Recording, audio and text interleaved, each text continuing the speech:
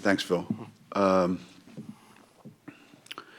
We always say that it takes a while to get going in this particular game because that 12-day layoff that you have isn't quite normal, to sit around for that long and then come back and play. It didn't seem to affect us that much offensively, but I thought defensively we were a little bit out of sync for long stretches of the first half. But there were a lot of stretches in the second half where I thought we started to get it back and we looked really, really good. And, as I said yesterday, when you're playing a team that's won a championship, they know how to win and they know what they have to do. And it's not going to be as easy as sometimes we make it look. The second half, that first 3 or 4 minutes of the second half, I think, kind of ended the game for all intents and purposes. And obviously we're going to have to play a little better than that defensively Monday night against whoever wins the second game. But we will.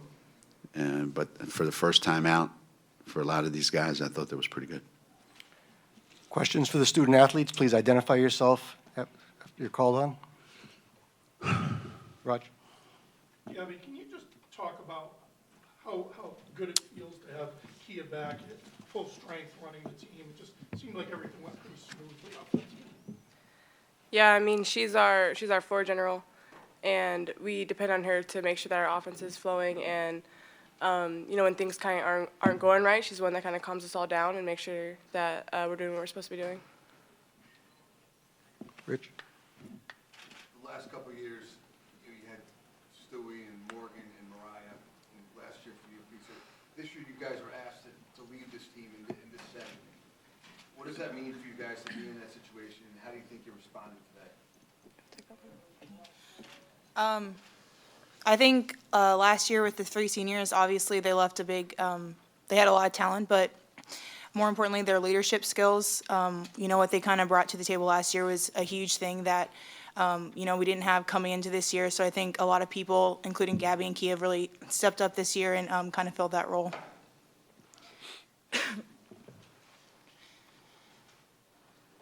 More questions? Go ahead. In this game today, especially in the NCAA tournament going forward, do you guys need to provide a lot of leadership and a lot of production for this team? Yeah, we do. And the rest of the team is gonna feed off of what we do, whether that's positive or negative. So we have to make sure that, if we're gonna say something, we have to be doing it too, and we have to lead by example, and we have to be, the most talkative guys on the floor. Paul? Gabby, did you feel like the layoff affected you guys defensively? I think it did because our defense wasn't where it should be. And I think it also it wasn't just the layoff that did that. That was just us mentally too, just not being prepared, I guess. And I think we just weren't in the right mindset. And if we change our approach, I think we'll be much better on Monday. For Gabby, could you just comment on the play of Crystal Dangerfield? And, she accomplished a lot, it seemed like, in her minutes today, and what she means to you guys when she's playing like that moving forward. Yeah, it's good to have her come off the bench and give us something new and just add on to what we already have. And, with that 6-man role, I think she's doing a really good job of providing that spark. And you can see her confidence just growing, and that's what we're going to need from her going into the tournament.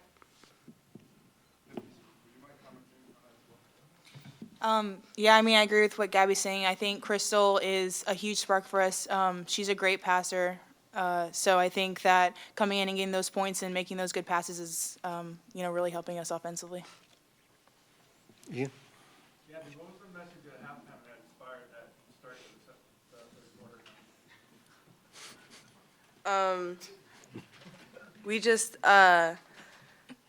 We just knew that this, we have to play hard for ourselves, no matter who our opponent is. And we just have to have the same kind of mentality and energy that we would against, any of the other ranked teams kind of thing.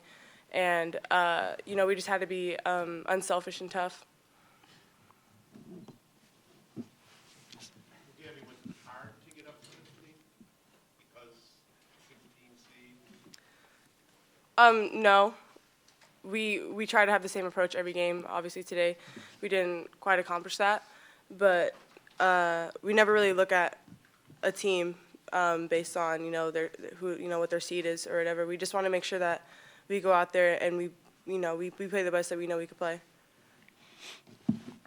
Lisa, what was the key to that early run in the third quarter that, like Geno said, put the game away? I think once we got better on defense, that kind of sparked our offense. So we got a lot more transition, which is, what we want to do and what we're good at. So I think being more aware and locked in on defense really helped to expand that gap. Any more questions for the student athletes? No? Okay, we'll excuse them with our thanks.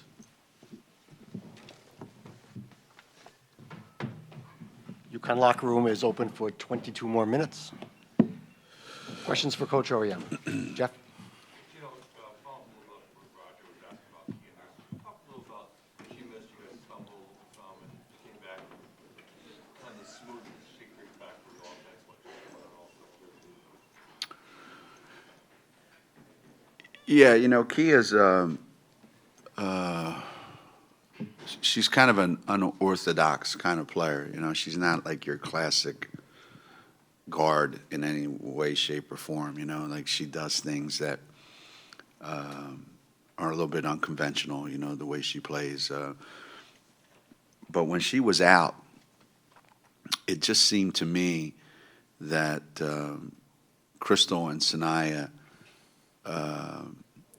had to, at least the first game that Kia was out, that there was a sense of they didn't know who was responsible for what. They really were trying to figure out what's my contribution going to be? Am I supposed to distribute the ball? Am I supposed to try to score? Or am I supposed to, what am I supposed to do? And having Kia back, I think, puts our number one, it puts our rotation back in place, so everybody kind of feels comfortable with where they are. But it allows the other players to know that we're going to be in the right offense. We're going to, and Crystal's really good at this too. We're going to be in the right offense. We're going to be getting the ball to the right places at the right time. And Sanaya and Crystal have been great, don't get me wrong, but they've never been in these kinds of games and played any significant role. One of them was in high school. The other one really didn't play much last year. So Kia gives them confidence. She gives the entire team confidence, but she especially gives Crystal and Sanaya a tremendous amount of confidence. And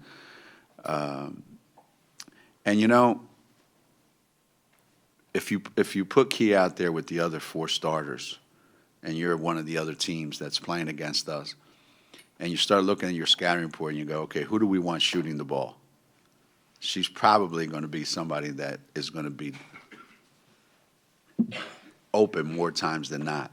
And you saw today when Kia gets it going from the perimeter, she makes everything. So between the confidence that she provides, when she gets on a roll, and her toughness, we actually can pretty much defend most guards when she's in the game, which isn't always the case when she's not in the game. You said something funny to her. She did a layup sometime in the second half, and she ran by you, and you said something, and she started. Yeah, she shoots layups the Canadian way. They taught her how to shoot layups over there, and I don't know what she doesn't know whether she should shoot it backhand or slap shot. She don't know what the hell she's doing, shooting layups. So I was trying to show her yesterday how to shoot it the American way, and when she missed, I was just shaking my head, and she started laughing because she knows what I'm talking about. She goes so hard to the basket, she forgets to shoot it. I said to her, I said, you're the only person I know that she goes head first as hard as she can to the basket and then realizes at the last minute, gee, I got to get that thing up there. And, it's her biggest strength is when she puts her head down and she's going. Nobody's going to get in her way, generally speaking. But now she was out there the other day, and I said that maybe it was Kyla Irwin that was out there shooting, and I said, it's unbelievable, huh? It's why I'm a great coach. I'm taking the starting point guard from the Canadian national team and trying to show her how to shoot a layup. Who's better than me? Michael? How much did Crystal benefit from having her role change a little bit with Kia out, and just what will she mean to you? Yeah, that was the biggest benefit. The biggest benefit of not having Kia, other than her needing to get healthy, was all the playing time that Crystal got and how much she had to do, and she delivered, which was funny because when Kia came back and Crystal didn't get as many minutes in the championship game of our conference tournament, she kind of was a little disappointed in herself. But I think she knows, Crystal knows, and I said this, and I wish I had it. I don't talk to my players as much as I used to, because I don't understand them, like I used to. That we used to speak somewhat the same language, but now, that's why I was laughing when asked, what was the message at halftime? I was speechless at halftime. But the conversation I had with Crystal always involves, how much do you want to get done? Or are you just satisfied with, being disappointed in yourself all the time? Because you know how good you are, and you know how good you can be, and you know how good you want to be. So what is it that prevents you from being like that all the time? Well, one, you're a freshman, and you don't know any better. Okay, I get that. Two, you don't have to understand, there's no such thing as I'm tired. There's no such thing as make a play and then stop. Or making a play, and if it works, feel great, and then try to make another one. Try to make a play, it doesn't work, and then not try to make any more because you're down on yourself. So all these things, I think, that happen take away from the fact that she's an incredibly talented player. I mean, I don't even know why there's a three-point line. She makes up her own line. She's always 4 feet behind the line. And her size, I think the basket is just a rumor. She just throws it up in the direction of the rim. So she's incredibly talented. She's the best player we have off the ball screen. I mean, she comes off a ball screen, and I'll tell you what, if she did it 100 times, 99 times she's going to make the right decision. She just is a knack, and some kids do, and some kids don't. And she can make plays for other people and for herself. So I don't want to put a lot of pressure on them, but this is a pressure environment at UConn. I don't care if you're a freshman or you're a senior. This is a pressure environment. And here, I think we're asking Sanaya Chang, who's a senior, but who hasn't played much, and Crystal, who's a freshman, and we're pretty much saying to them, like I said, if you two guys play at the level that I think you can play at, or, God forbid, above the level that I think you're at, I think it'd be really hard to beat us. I don't want them to think that if I don't play well, we're going to lose. I didn't say that. What I'm saying is if you guys play to your level or even above it, it'd be pretty hard to beat us. In the back, then we'll come back to Jim. Coach, despite the fact that it was such a large margin of victory, Albany never gave up in this Right. game. What do you think that says about Right. them and their head coach?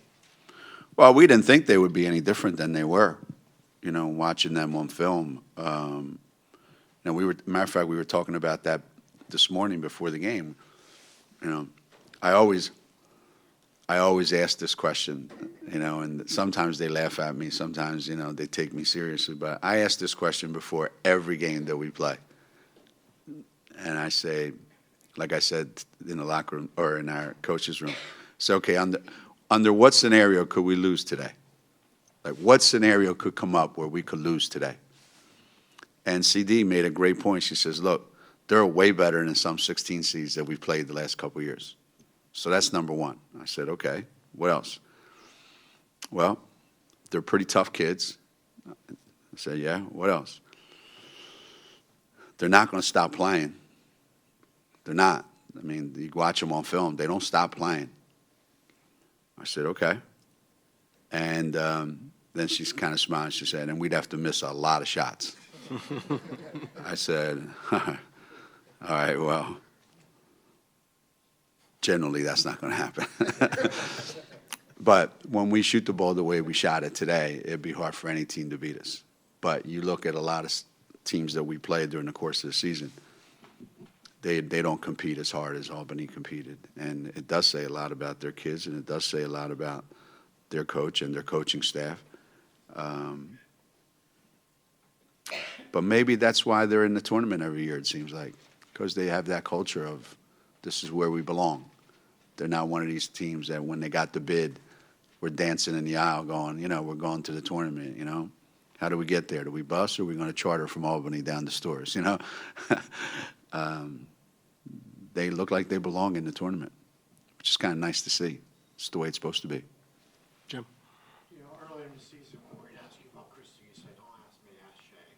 Can you just address that relationship and how much progress she's made because of Shay's work with her? Ask Shay. Crystal, Shay's very protective of her guards. Like, I hate all of our guards.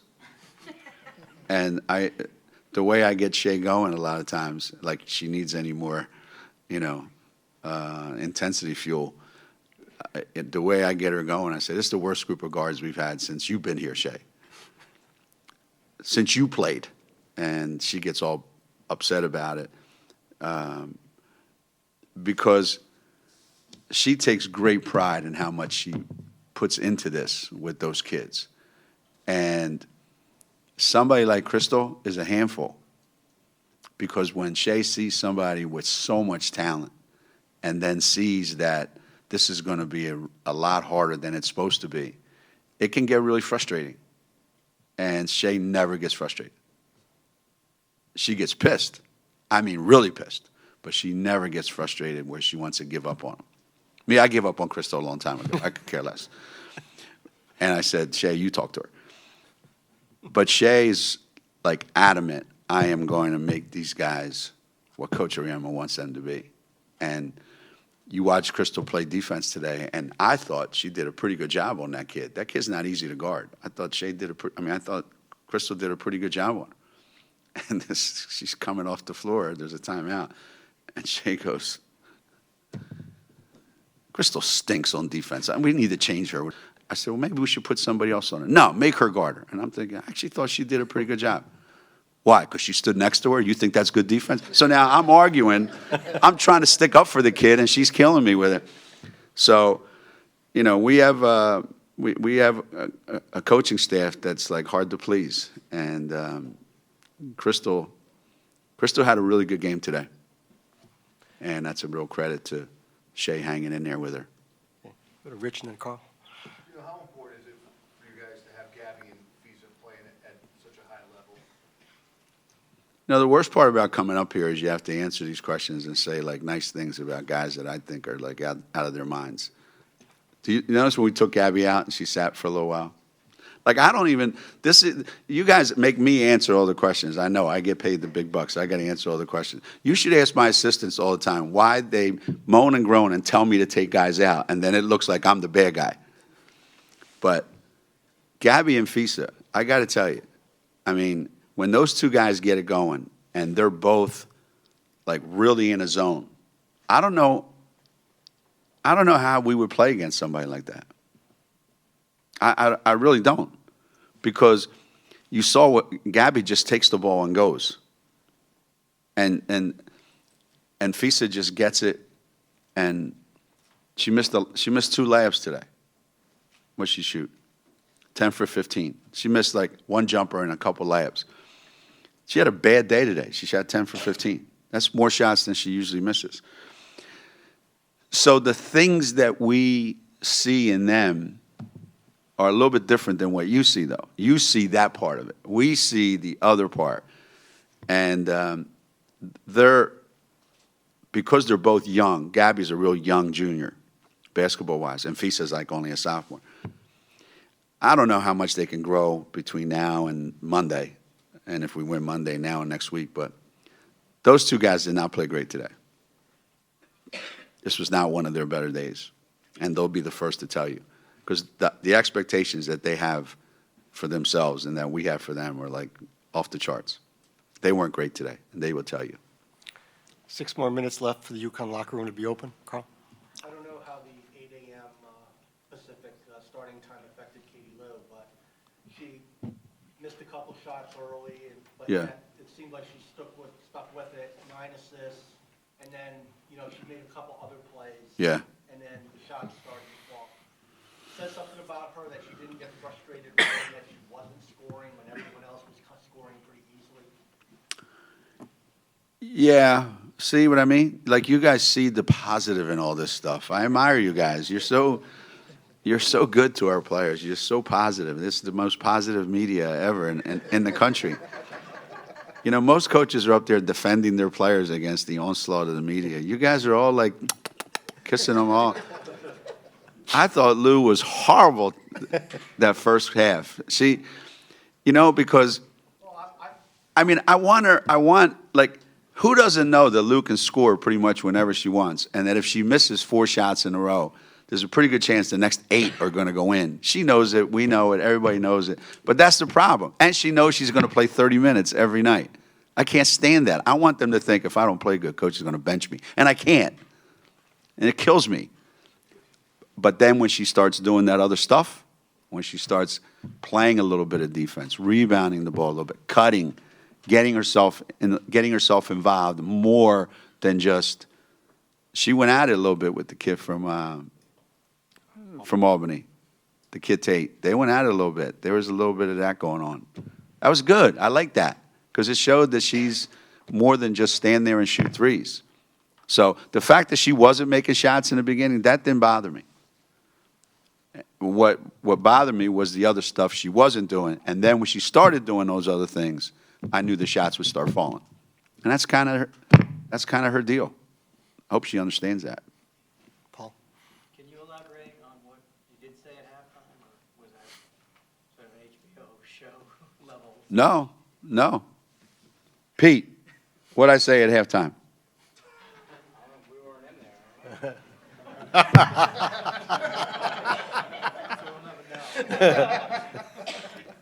That'll be HBO part 2. No, there really wasn't anything to say. No, they were right. There wasn't anything. They know. I've been around them long enough now this year to know that when they're locked in, and they're like really locked in, I could say anything. I could tell them today's Tuesday, and they would all go around saying today's Tuesday. And when they're not, I could go and tell them exactly what is going on and go in one ear and out the other because they're just not. They need to figure some stuff out for themselves. So halftime wasn't about me and what I said or didn't say. Halftime was about them looking at each other and talking to each other about, okay, this is what we got to do. This is how we got to figure this out. And I like that. I like when players own it. It wasn't Coach Auriemma's telling us this. It's Gabby and Kia and those guys and whoever it is. These are their words, and they own them. And then when they went out in the third quarter, you saw what happened. Because it's theirs. They own it. That's what I want them to do. I want them to own it. Last 2 questions for Coach Auriemma. Go ahead.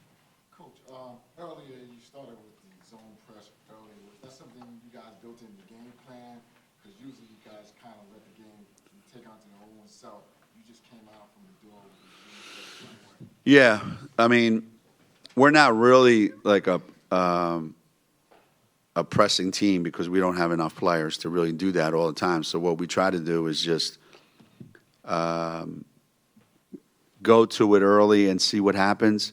And if we have some success with it, stay with it. If we don't, then get out of it. But we,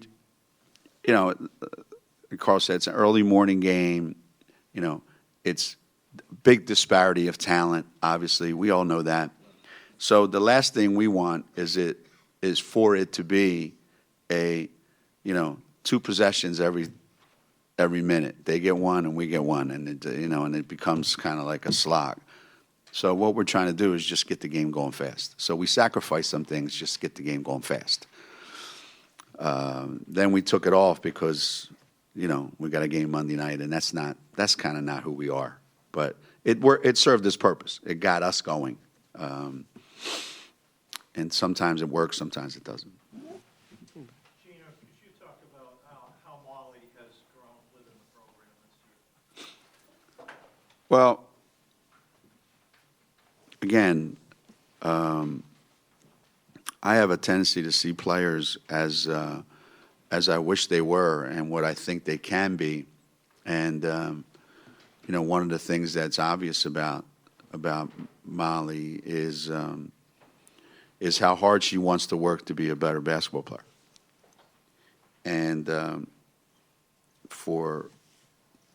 since September, since the first day of school, I don't think there's been one day, other than when we weren't in school maybe and she was home, where she hasn't been in the gym trying to get better, or in the weight room, or, watching film, where she hasn't tried to get better that day. And unfortunately for Molly, some of the things that she has to get better at aren't in the weight room, and they're not in individual workouts, and they're not on the film. They're just things that are going to have to evolve over a period of time. But she's what we thought she would be, when we recruited her. This kid's going to work really, really hard and is going to become a really good player. It's just going to take time. Do you have a question? Yeah, go ahead. Last one. Yeah, I was wondering, what concerns did you have? The concerns that you had from the first half, what concerns did you have leading up to the game for Monday? For Monday? Well, both of these teams that are playing rely a lot on the outside game. They rely a lot on their perimeter game, a lot on their three-point shots. I think Syracuse averages like 30. I think they take like 30 a game. That's good and bad for Syracuse, because they have one of those nights where they make 15 of them or 18 of them. That's a bad day for everybody else. But if it's one of those days where they make 5, that's a bad day for them. Bad things are going to happen. So when you play teams like that, and Iowa State, I don't think they're that extreme, but same thing. So much of their game is built around getting open threes. And because they take so many of them, they're really good at getting them. You can't keep them from getting them. That's the thing. So our defense has got to be way better Monday night than it was today in the first half. And it will be. It will be. And then we have to make sure that we are more efficient offensively than the teams we're playing. Tonight, we each got about the same number of shots. We got 69 shots. They got 65. And we scored 60 more points. So it's not how many shots they get. It's the quality of shots and how many are going to go in for each of us. But when you get teams like Iowa State and Syracuse that rely heavily on the three, it could be disastrous anytime if they all go in. And I've seen it happen. Trust me. Thanks, Coach.